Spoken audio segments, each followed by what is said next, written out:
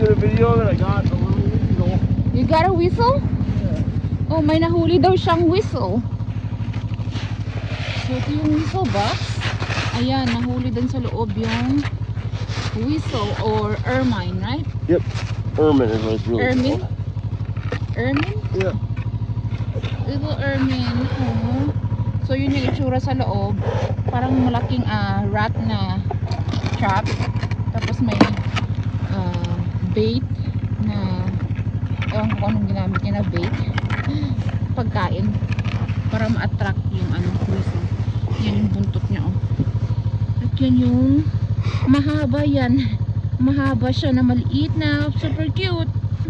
Sorry. Alright. Siya na muna dun. Uy nga muna ako dito. Parang nahilo ako. Sobrang hirap ng ng trail. Palalim kasi yung snow. Tapos hindi flat yung riverbed. Kaya, ayan. Dito na muna ako mag-rest. Ayan, oh, tingnan nyo. Buti na lang hindi masyadong malamig today. Actually, naiinitan nga ako kasi naglakad kami kanina. Ayan, oh. Ayan. So, frozen na ilog yan dito. Alright, he's here.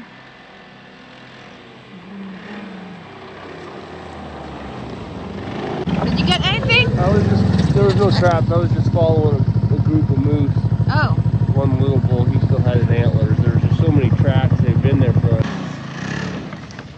Hirap. Tingnan niyo kung gaano kahirap. Lagi mo ginagawa ito ng asawa ko for so many years, even before pa niya ako nakilala. Gustong gusto niya talagang manghuli ng mga hayop. So, that's another ilog na frozen. So, maglakad tayo dun. Dun ako may nahuli siya. Another weasel na trap. Nothing? Coming? Oh.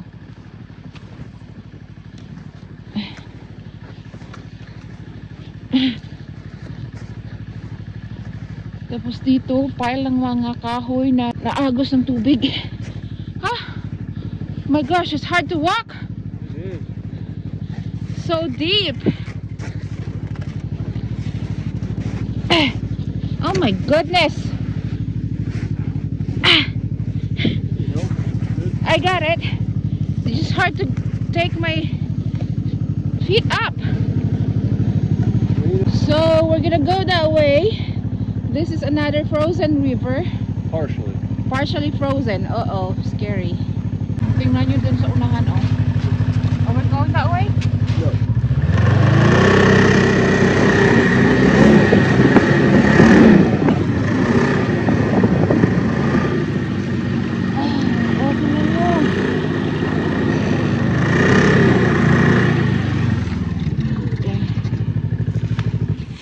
Snare it.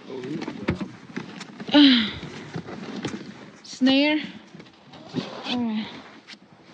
I'm gonna walk right here and show them the river dito. Tingnan nyo yung river dito, oh. May mga yellow na dyan na namuo. Ayun, oh. Yellow yan lahat. Namuo. Frozen na yung sa gilid. And then dyan sa gitna may mga namuo na ring yellow. Ayan.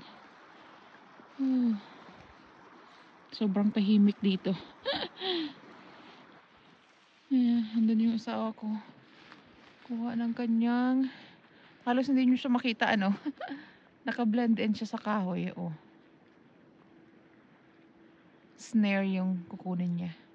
Nabaon na yung trap niya. So, nakatali yan sa kahoy.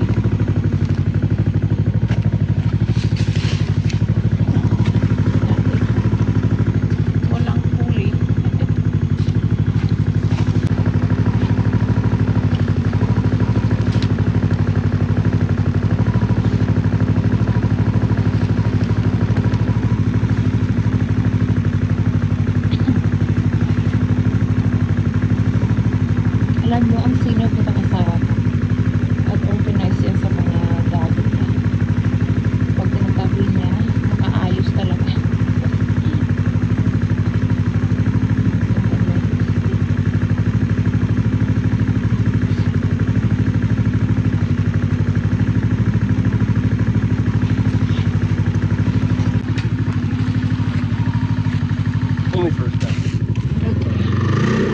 face.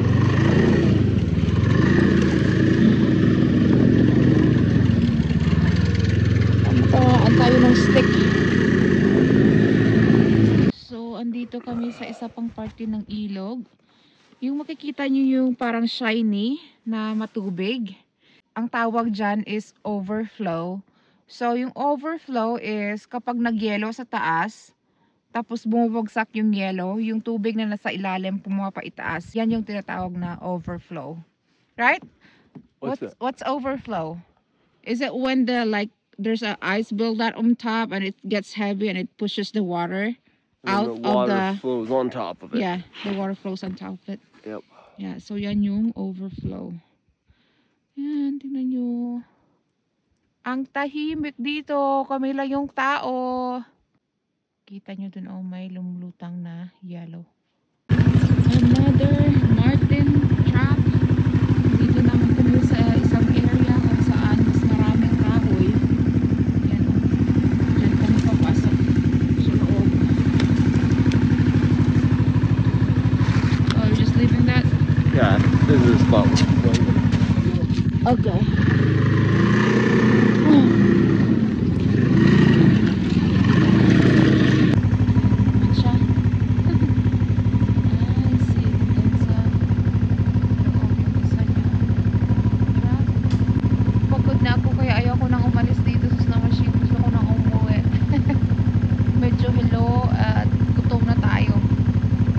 Short na yung attention span ko kasi I'm slightly dizzy na sa ganun, may paganon, may paganon, may paakyat, and then medyo gutom na rin.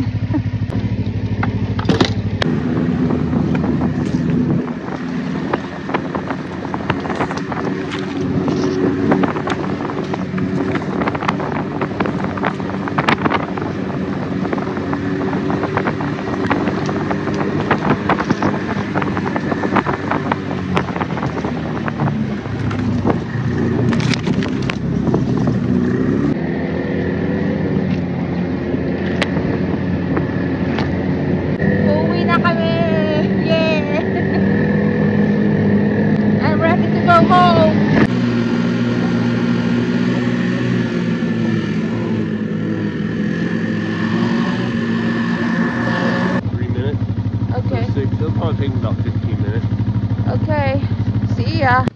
Alright, so nandito na ako sa aming truck. Magsa-snow machine pa yung asawa ko doon banda for a few minutes kasi maghahanap daw siya ng sungay ng moose. Ayan. I'm ready to go home. Gusto ko nang kumain. I'm hungry. Alright, hubarin na natin yung ating winter gear. Sira yung zipper ng ating coat. Pero okay lang kasi nainitan ako. Alright, you have Busos, the deep. So, in Genesis chapter 1, before the Spirit of God moves on the waters, before the Spirit of God moves on the earth is a Busos, abyss. It's dark. There's no Spirit of God hovering. There's darkness everywhere. Nainitan pa ako kanina, ngayon lamig na. Basta hindi ka naglalakad-lakad, dali kang lamigin. Nakapagpainit na tayo ng ating kamay, hindi na masyadong malamig. Pakita ko pala sa inyo, ayan o, tinamaan ako ng sanga ng kahoy kanina. Ayan. Kasi hindi ko nakita, ayan o. Kaya nagasgasan yung kalawang mata ko. Ay, but that's okay, maliit lang naman yan. When we get home, ipapakita ko pala sa inyo yung itsura ng marten na hayop. M-A-R-T-E-N. So, andito na kami sa bahay. Ipapakita ko sa inyo yung itsura ng marten. Ito yung itsura ng marten. Nakasabit ito sila dito sa aming garahe. Yung size niya is makukumpara nyo siya sa maliit na pusa. Pero nasa family daw ito siya ng weasel. So, yun yung itsura niya. Oh, ang cute. Kawawa naman. Ayan o. So, binabalatan niya yan. Kinukuha niya yung fur. Ito yung tsura ng kanyang balahibo, ng kanyang fur, kapag na-process na. Leathery na siya. Ayan. Ayan, so 1, 2, 3, 4, 5, 6, 7, 8. Yun na yung whistle na maliit. Kagaya nung nahuli namin kanina. So, ayan yung itsura nila. Sorry guys. Kawawa naman. Nahuli niya pala ito sa isa niya pang trap line. So, ganito yung magiging buhay nyo kapag nakapag-asawa kayo ng trapper. Like me. Nung unang kita ko dito, naawa talaga ako. Sabi ko, bakit may nahuli yung mga hayop? Kawawa naman. But then, I realized it's part of their game management. And what can I do? Ito yung hobby niya at he loves to do this. So, alangan naman ipatitigilin ko siya kasi ito yung gusto niya. Yan lang. Bye!